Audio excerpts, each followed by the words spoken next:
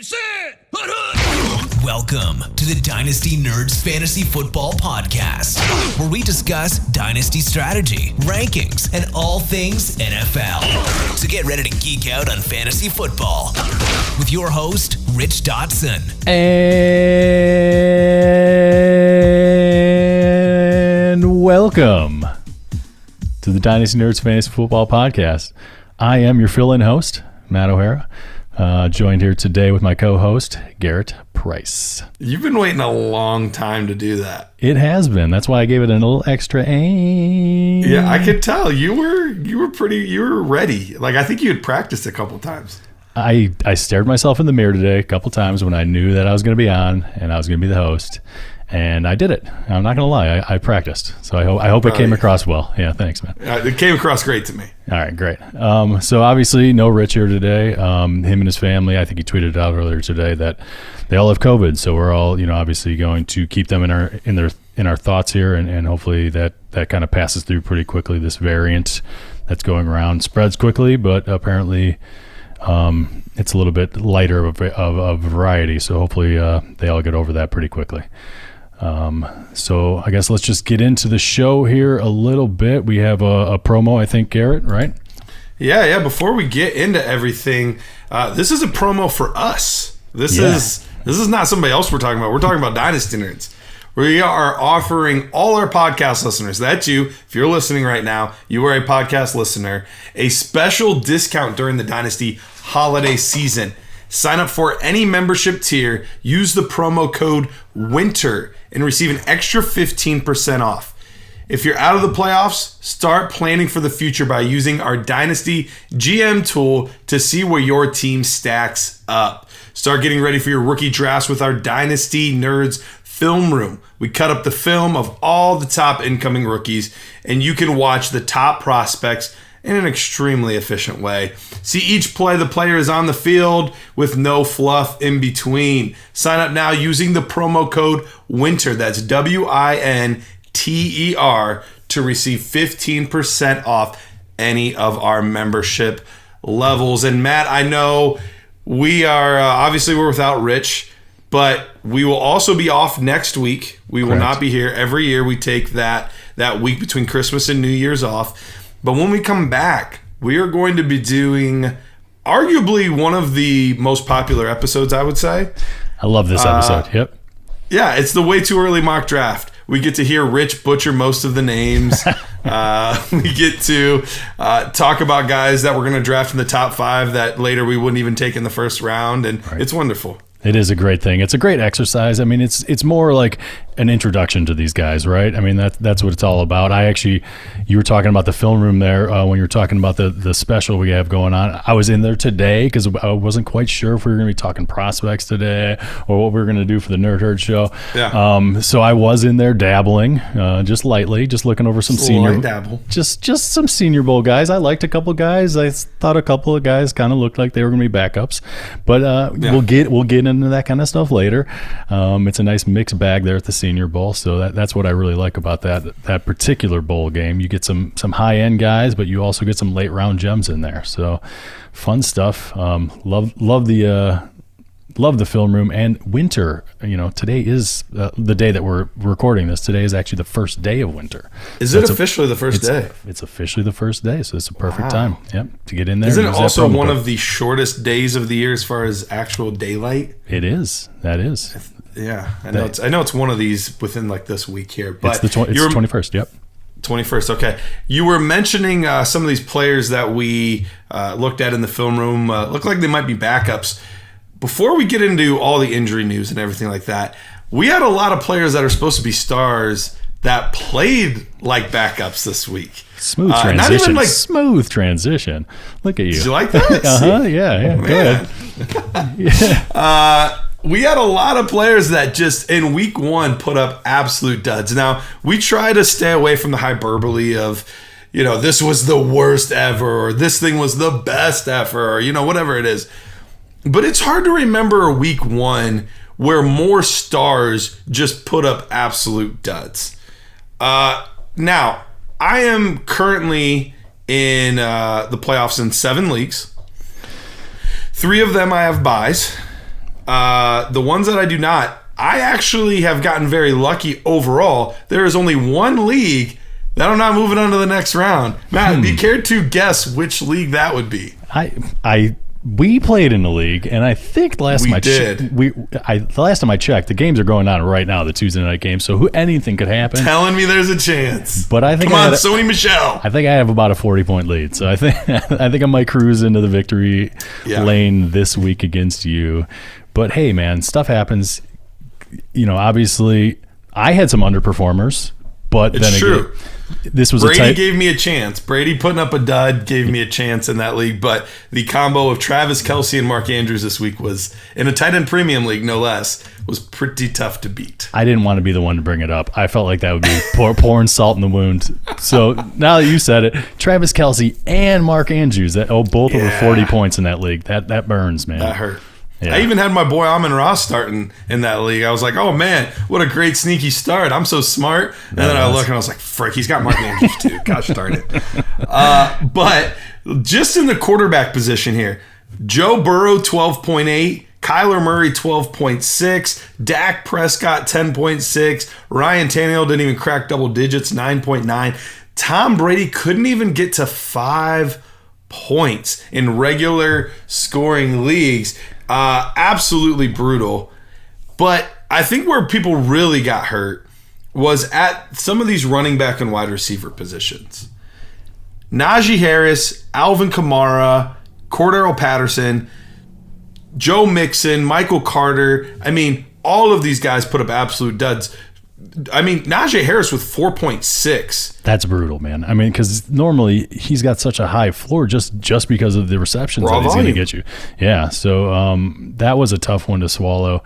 Cordell Patterson, too, another one. Guys have been leaning on this guy all season. For sure. And to put up that dud this early in the playoffs. Because, I mean, I bet you there were people that went out and made a move for Cordell Patterson right before the playoffs started because he was a guy that you can acquire him. He was a guy that was a waiver wire type of guy at the beginning of the season. So if you happen to not make the playoffs with him, you were definitely trying to shell him off towards the end of the season. And to whatever they gave up was too much for what you got out of the first game there of the playoffs. So hopefully whoever had these kind of guys was able to weather the storm like I was, maybe with a Mark Andrews or a Travis Kelce and can get on to the next week here. But these are very brutal. I mean, last week, I think I was talking about how I can't remember if it was on the show or if it was after the show, but I have Dak Prescott and Tom Brady in a league, and I've been kind of ping-ponging back and forth and playing the wrong guy every week because they've been kind of going back and forth, having good weeks, bad weeks.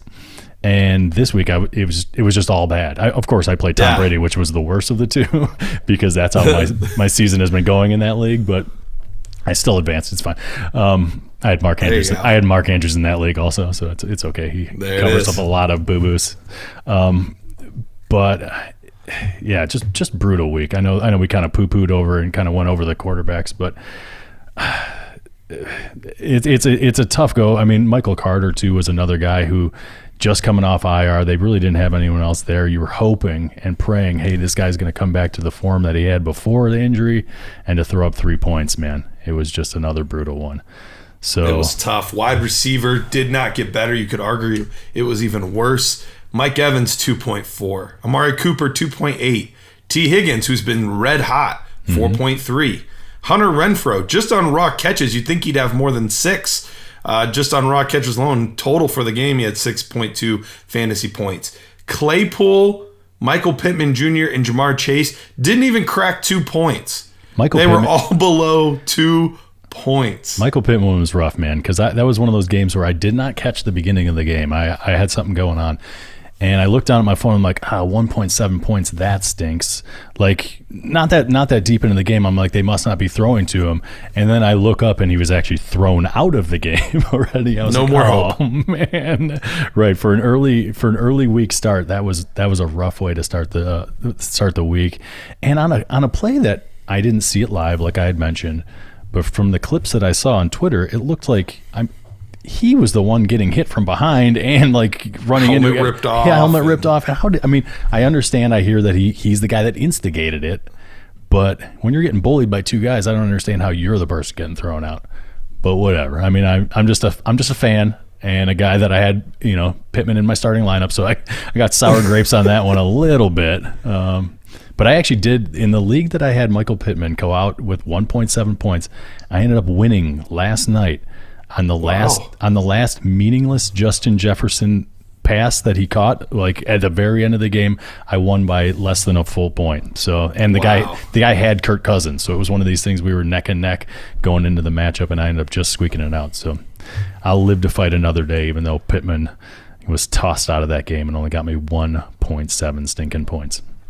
There we go. Well, let's get into some of the injury news.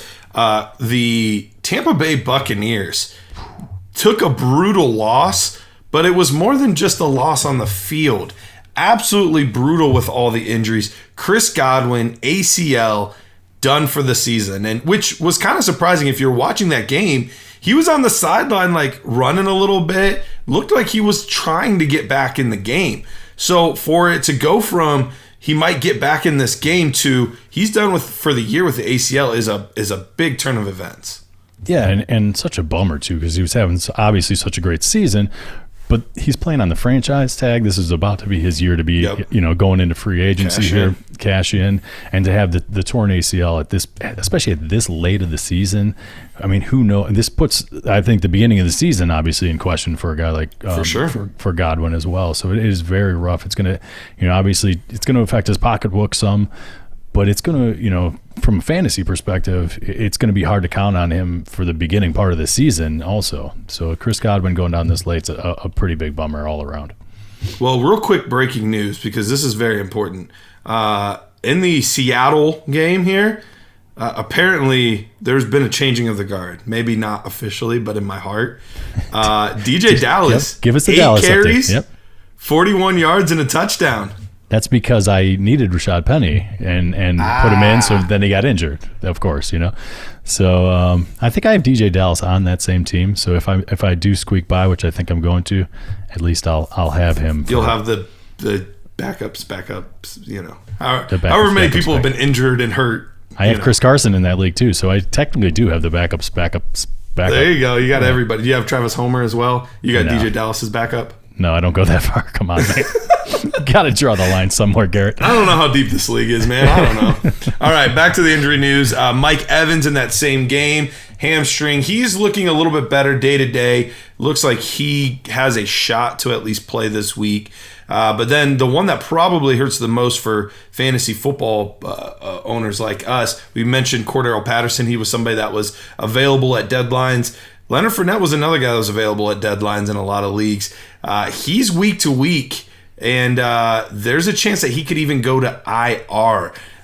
They just added Le'Veon Bell, so there's a chance that he's done for the year. And the hard part is, if he misses one game and then he's back for your championship, can you trust him in that game coming back too anyway? So you're probably not going to be able to use Leonard Fournette no matter what for the rest of the season. Yeah, no doubt, man. And obviously, with the news that they might put him on IR, followed quickly by, hey, we signed Le'Veon Bell, that to me spells that, hey, they're going to make the procedural move. It's just a matter of time. So I would expect him to go on IR just based off of what they've done and their actions. I mean, they speak louder than words sometimes. So Leonard Fournette, that's a bummer. He's gone. And obviously this is something, if you were watching that Tampa Bay game, and it affected Tom Brady quite a bit not to have these pieces on the field. He looked like a shell of himself. He was trying to get Rob Gronkowski involved in the game plan, but when it was only Rob Gronkowski that people had to worry about, it's pretty hard to force the ball to him when he's getting covered so tightly. So that was a rough matchup all around. Obviously, the good news is Mike Evans day to day, so there's a chance that he can play, and obviously Antonio Brown's coming back. Yeah, that's a big one. So that is going to be huge as far as the passing game goes. But they don't have – Gio Bernard is on the shelf as well. So they don't have a bona fide pass-catching back. And Ronald Jones, it's just going to be a matter of time before he irritates Tom Brady by dropping some passes. And we already saw Keyshawn Vaughn do it in this past game. He only had 2 targets, and I think he dropped one of them. And you could see the daggers coming right out of Tom Brady's eyes, going right at Keyshawn Vaughn. So that's going to be a little bit of a – I think a soft spot in their offense. They're gonna have to try to fill that void somewhere else until or if Le'Veon Bell can do anything. I mean, he's pretty much glue factory. But the one thing I know that he can do is at least catch some passes. So who knows? They might make him not viable for fantasy, but maybe viable for their team in that kind of pass catching role. You're absolutely right. You mentioned what this means for Tom Brady. The first 4 passes of the game yesterday were all to Leonard Fournette. Like, he had really become this incredible, safety blanket that also happened to be the main ball carrier too, and that was what was making him just so crazy valuable in a game where I don't even think he made it to halftime. If he did, it wasn't much past. He still put up 13 PPR points in that game, so he was just putting up crazy numbers just due to the raw amount of receptions that he was getting every single game. So it's a loss for Leonard Fournette fantasy football managers, but it's a huge loss for the Tom Brady managers as well, because that was a big security blanket that is now gone. Joe Mixon left the game a little bit early. He was trying to get back into the game, so it's not looking like it's going to be a long-term thing. Maybe if you have the opportunity to get Samaje P. Ryan. Yep. If you have that opportunity, cool. But it looks like Joe Mixon should be fine, should be good to go next week. Teddy Bridgewater concussion, bad looking concussion. That was. Drew Lock expected to start this week. Is there actually a tiny bit of hope that Drew Lock could be better for Judy and Sutton and some of these guys compared to what Bridgewater's been giving you lately? I mean, not evident by the rest of that game. Did Jerry Jeudy have any catches this past game? I thought he was no catches on 4 targets. Yeah, he was completely shut out. I know, Cortland Sutton didn't fare much better as well. So I'm not really sure. I know they're probably going to lean more on the running game, which is good, for Javonte Williams fans like me and you here. Yeah, it is. Yeah, it is, because I'm starting him too. There's nobody else. There's nobody else to start. You have to. I have to. And he's producing, fine numbers, nothing spectacular. So. I think they're going to rely on that, and they're getting the tight ends involved as well. So Alberto and Noah Fant have been, I think, a little bit more involved, especially this past week. So I would expect that to kind of continue. I wouldn't obviously, you're not going to project Jerry Jeudy and Cortland Sutton to be shut out most weeks. So that was an oddity in and of itself. But maybe with the full week of practice, we get a little bit better out of Drew Lock. So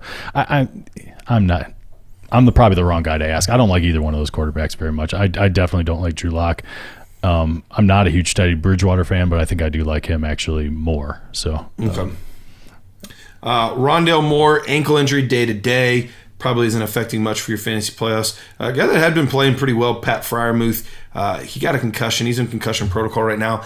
And even bigger than that, that's a second concussion this season. So that does start to be a little bit of concern when you start to see multiple concussions in a season. Hopefully gets back, becomes just fine. We were worried about that with Brandon Cooks a couple of years ago. So hopefully gets back to normal there. Sterling Shepard, possible Achilles tear. We haven't heard the final news on that yet, but that's what it's looking like. Yeah. J.D. McKissick, concussion, he's on the IR, and Carlos Hyde is also on the IR with a concussion. Now, arguably even bigger than some of these injuries has been the COVID stuff that's been going on. And the Kansas City Chiefs just today, we added another one on top of Travis Kelce yesterday, right. Tyreek Hill today, and they're saying maybe even more coming. I thought I saw Josh Gordon somewhere as well. Okay. So, yeah, I think that was on Our Lads. I was looking at their depth chart. So it wasn't like an announcement, but it did have him listed as a COVID-19 person there. So, yeah, thoughts on this? What does this mean for Patrick Mahomes? Do you still feel comfortable starting him? Where are you at with this? No, this is huge, man. Is there a game early this week? I can't remember. Is that a? No, they're playing they're playing the Steelers this coming week. Okay. That's a Sunday 4:25 game. I mean, obviously with the new protocols, all these guys could be cleared by then. It's early enough in the week, especially so depending on their status as far as if they've been vaccinated or not. Maybe it won't be as bad as this past week has been with the Browns and the Redskins and the Rams, but I mean only time will tell, and obviously huge losses here with Travis Kelce and Tyreek Hill directly, but Pat Mahomes, if either or both of those guys are out, that's a huge step back, in my opinion, for Pat Mahomes. So that's very rough to have this going on now in week 2 of the playoffs. So, and obviously there's more. So, I mean, that's just one team, one very high-profile fantasy team, but there are going to be more coming out as well. So go ahead. I mean, continue down the list. I got it. Yeah. Surprise superstar from this past week, Jared Goff, looking more like Patrick Mahomes than a lot of other quarterbacks out there this past week, topping Kyler Murray in that game, which was a wild one. But he's currently on the COVID list. Chances are you were only starting him if you had to as your second quarterback. Not a huge deal. The rest of the guys, too, just kind of mid-tier guys. Kendrick Bourne, Rashad Perriman, Cole Beasley. Remember, he is unvaccinated, so he will be out for that full 10 days. Marquez Valdes-Scantling. So from everything we're hearing, there could be some more coming from other teams. And that's the thing. Like, we're probably going to see new ones every day. That's the thing. Like right now, obviously it's going through Kansas City. It's going rampant through there. But then it's Jared Goff's on Detroit, Kendrick Bourne's on New England, Cole Beasley, Buffalo, Marquez Valdes-Scantling, Green Bay. Now we have to watch all of these teams to make sure that it doesn't start going rampant through all those. Does Perryman actually see the field? Like where? Well, the reason he's interesting is because he's in Tampa Bay now, right? With all of their injuries. Right, but I mean, has he seen the field? He might have been isolated already. So yeah, that's true. I'm not sure we have to worry about him as much. Him infecting anyone? I see what you're saying. Yeah. Yeah. So I think we're okay from that respect, anyway. So yeah, that's going to be the hot button thing this week, is to keep an eye on all of those teams. Anytime that there's any sort of COVID news, you got to kind of almost spider web it out to their entire team, you know what I mean? So it's going to be difficult. It's going to be tough waters to navigate here in week 2 again, especially if something crazy happens. But I mean, let's just put it out there. The NFL, I think, is changing all their protocols in order to not catch as many of these players. I'm serious. I mean, it's all about them. I mean, you can see what they're all about. The NFL is all about the money. They don't care about these players. They're going to relax all these rules, and they don't care how much it spreads at this point. That's what it seems like to me anyway, with these relaxed rules. But yeah, it's almost the end of the season. It'll be fine. It'll blow over. These less and less teams are going to be playing in a couple weeks. I don't know. It seems crazy to me, but it is what it is, I guess, as far as the vaccine rules, and just look out for them, guys. I mean, gals, everyone out there. So I'm going to talk about PredictionStrike.com. We talk about them every week, and honestly, that's because they're fantastic. If you go on there right now, you could probably get DJ Dallas. He's probably the most valuable player on the platform at the moment. So you can head over there. You can go on your app for iOS. You can go to the website. They have a beautifully constructed website. And go over there, and if you use the promo code Dynasty, you could get that DJ Dallas share, because you get any share of any player you want with your first deposit of $20 or more. That's right. Even you could have DJ Dallas in your Prediction Strike portfolio. Buy, sell, hold, all that, just like it was the stock market. Promo code Dynasty to receive a free share of any player with your first deposit of $20 or more. Now, last week you guys got to do this without me. I was not here last week, but I wanted to bring this back because I think it was helpful for some of these lineup decisions. And so we're going to talk about some of these players. Who do we trust more to start in week 16 for the fantasy playoffs? Let's start off at the quarterback position. Derek Carr. Derek Carr going against the Denver Broncos, which is 29th. So let's remember, 32nd is the most difficult. So the ranking 29th ranked defense, or Ryan Tannehill against the 49ers, 16th. Now, we know Tannehill might be getting back A.J. Brown this week, and Julio Jones is up in the air as well. So how are you feeling? Ryan Tannehill, Derek Carr. This one's a tough one. Oh, boy. Hold on. Jared Patterson just scored a touchdown now. Gluteus minimus? Yeah. Get out of town, man. Oh man, this is the night, guys. DJ Dallas scoring touchdowns, Gerald Patterson scoring touchdowns. I should retire from fantasy football now. Well, I know who to trust as far as running backs go, and it's those two, clearly. That's right. All right. Sorry for interrupting. Derek Carr, Ryan Tannehill. That's all right. I was perplexed. I was buying time anyway. It's all good. So listen, the Broncos, they do have a tough secondary to throw against, and Derek Carr isn't exactly lighting it up. And without Darren Waller, which I'm not sure of right now, I'm going to lean towards Ryan Tannehill, who's getting back his stud A.J. Brown. So, I think it was pretty easy for the Browns here to kind of blanket cover, what's his name? Hunter Renfrow, yeah, and kind of let the other guys run wild back there, and it was a low-scoring affair. So I think there's a blueprint out there for the Broncos in order to kind of slow them down. And Tannehill, obviously the pass rush there for the 49ers is tough, so that'll be an issue. But the secondary there in general is giving up more air yards. So I'm going to go ahead with Ryan Tannehill. Yeah, I think I'm with you there as well. It's slightly easier defense, although I don't know that it's that much easier, especially now that the 49ers are getting more healthy. They're getting in their groove. They're meshing. So I don't know that it's that much easier, but I do trust Ryan Tannehill a little bit more.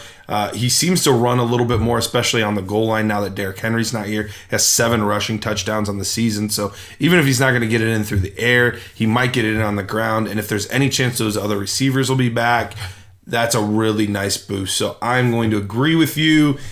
And I'm going to go with Ryan Tannehill as well. So let's go to the running back position, the superstar of the week. Now, if I would have given you 500 guesses as to who the superstar of this past week for the fantasy playoffs, would you have guessed Duke Johnson in those 500 guesses?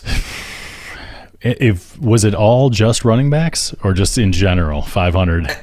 500 in general. Yeah, I don't think I would have got to Duke Johnson. No, because I don't think I would have either. But yeah. Duke Johnson, multiple touchdowns, over 100 yards, looked like the old Duke out there.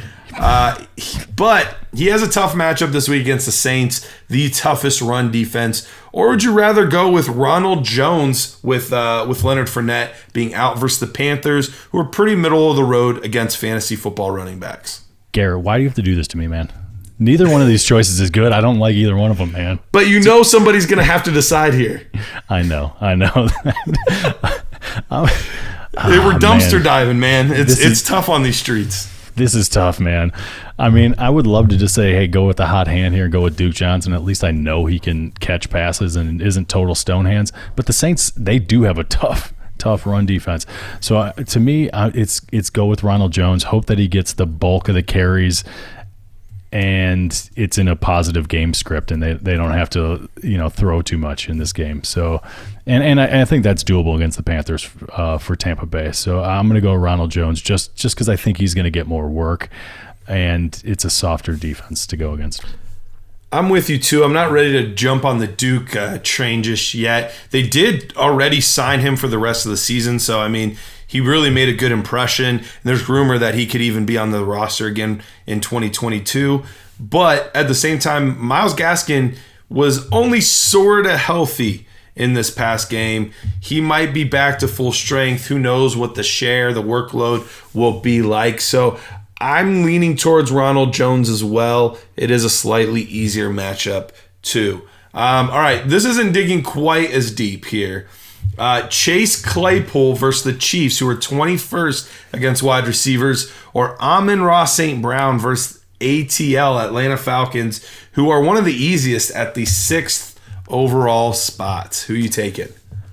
So, I mean, at this point in the season, I feel like one of these guys is escalating. The other one's kind of fading a bit. So this one actually isn't that tough for me. I'm going to go Amon-Ra St. Brown and just kind of ride that wave. He's also going against the easier defense out of the two. So to me, this isn't that tough of a decision here. Obviously the Chiefs, that could be a high-scoring affair, and maybe that will drive some points up and a need to throw a little bit for the Pittsburgh Steelers. But I just don't like the mesh between Claypool and Ben. I think Claypool gets downfield really well, and I just don't think Big Ben can throw downfield all that well anymore. So Claypool 5 years ago on this team when Ben could still check down the field, I'm probably picking Claypool here. But with the current situation as is, and Amon-Ra starting to heat up, I'm gonna pick Amon-Ra. Matt, we're agreeing a little too much. I'm also on Amon-Ra St. Brown. He was a guy that I had pretty highly ranked in this past year's class. I know I had him over some guys like Terrace Marshall and some hot names like that. I think I had him over Kadarius Toney. He was, I believe that he was actually right after, there was a gap, but he was right after Rondale and Elijah and that group of 5 or 6 receivers that were at the top. He was the next guy in line for me. So he was my 6th rated receiver overall. Really liked what I saw. Started off the year slow, but 3 straight games of 12 or more targets. So it's not just, the touchdowns that are coming. It's not just the big plays that are coming.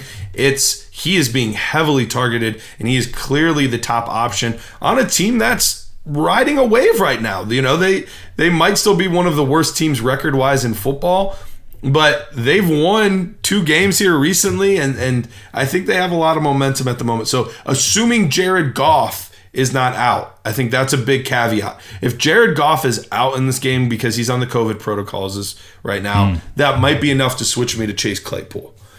So that is the one caveat I'll put out there. I guess I completely forgot about that already. But yes, that's all those. Everyone that has a quarterback out due to COVID, I'm going to take a very hard look at that backup.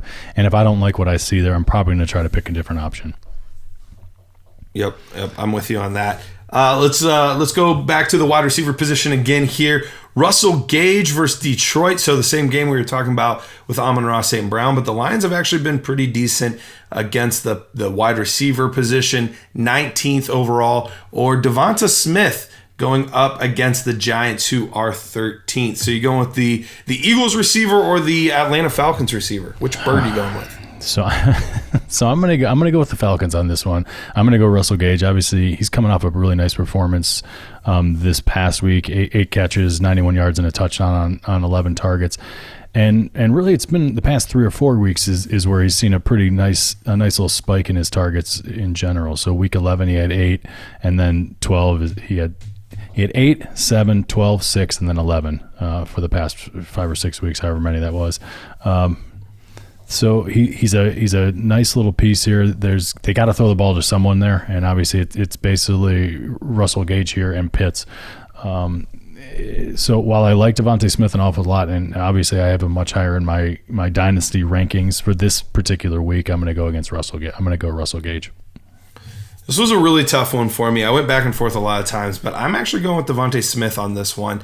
And I don't feel great either way. I think both have some things that excite me, both things that make me nervous. But the Eagles are going to be fighting for their playoff lives. They actually have a legitimate shot at the playoffs. After this week, assuming that they hold out against the Washington football team, they'll be at 7-7. They're going to have to get a win here against a division rival in the Giants. I think they're going to be slinging. Jalen Hurts looks healthy again. He's playing very well tonight. It's tough, but I think this is the ceiling opportunity in the playoffs. If I'm probably deciding between Russell Gage and Devontae Smith, I probably need some ceiling, because it's not like we're trotting out Devontae Adams and Stephon Diggs here. These are tier wide receiver 3s, maybe even borderline wide receiver 4s. So I'm going to take the guy that I think might have a little bit higher ceiling against that Giants secondary. And then last but not least, let's go over to the tight end position. Noah Fant versus the Raiders, who are actually the worst against the tight end position. Or Mike Gesicki, who has the New Orleans Saints, and they are 22nd against the position. Where are you going at, Fant or Mike Gesicki? Yeah, I mean, this one's tough. Obviously, Gesicki had a really nice chunk of the season there towards the middle, and has kind of faded here a bit towards the end.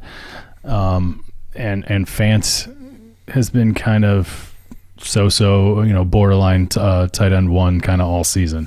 So this one's kind of tough for me. Noah's got the better matchup, obviously, but I'm gonna stick with Gesicki. I don't think he can stay down for too much longer here. He's it's been a while since he scored a touchdown. Maybe I can't remember what week it was. So I would like him to. I like him to get in the end zone here. Just it's been since week 7. So yeah, he's only got 2 touchdowns on the season. I'd like to see him get involved here in the red zone and maybe get a touchdown this week here against the Saints.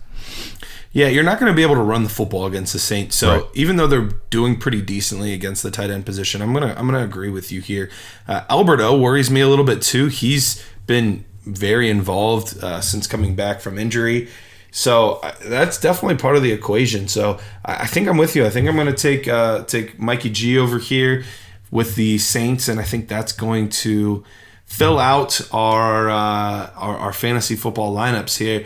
Real quick, Matt, I don't know if you have any sneaky starts you want to talk about. We're going to just wrap up real quick here. I know this is real close to Christmas, so I know we're trying to get in, get out, but we still want to give you the best possible information that we can. So I have 2 guys that I think are good sneaky starts this week. I don't know. Do you have anybody you want to talk about, Matt? No, I actually missed this last week, and it's going to sound like a really stupid excuse the second time in a row because we did the same format, but I didn't see it again. I swear. No worries. 2 guys keep an eye out for. Gabe Davis. Cole Beasley's going to be out. He has scored touchdowns in 3 straight games. Even one of them he had 2 games. And he's gone back-to-back games with over 7 targets.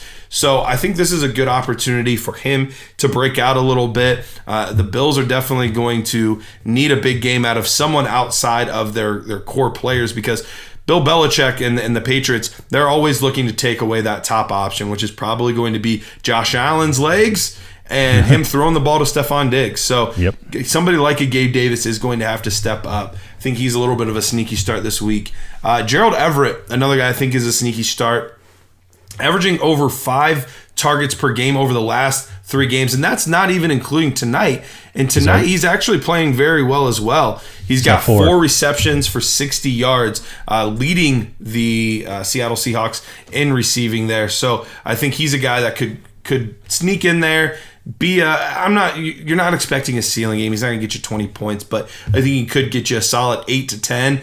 And that's really where we're at with the tight end position. Unless you have a Travis Kelce, Mark Andrews type of guy, you're like, just don't get me 3 points. Get me 7 or more points. At least keep me in it at the tight end position, and I'll let the other positions do all the heavy lifting. Just don't take my numbers here. And I think that's Gerald Everett can be that guy for you. Awesome, man. Yeah, those are 2 good starts. I do agree with you that we kind of are there at the tight end position. It stinks to say that, but like I said, you're starting Gesicki pretty easily, and he's only getting you like 8-9 points a game, and same thing with kind of like Noah Fant. So I mean, if you can get a guy Gerald Everett who's a little bit sneakier, and maybe he does have a slightly higher upside if he does score a touchdown, because it's him and DK Metcalf. That's basically all they got thrown to this week. I guess Tyler Lockett might be back next week, but I still like the pick of Gerald Everett. It's a nice one. And Gabe Davis is I think a slam dunk. Yep. All right, well, that wraps up everything. Make sure you're subscribed to our YouTube channel. Catch the video form of this show, watching me and the better-looking host here, Matt, over there. We have new content dropping on YouTube with the Prospect Film Breakdown, Sneaky Starts, other new shows and videos coming soon. Also, we talk about rating reviews all the time. Now over on Spotify, you can actually now also rate the podcast. So if you go over to Spotify, you can give us however many stars you think is fair. I think we're a 5-star show. 7, 8, 9, 10. So as many stars as they allow. Yeah, just keep it going. And then some.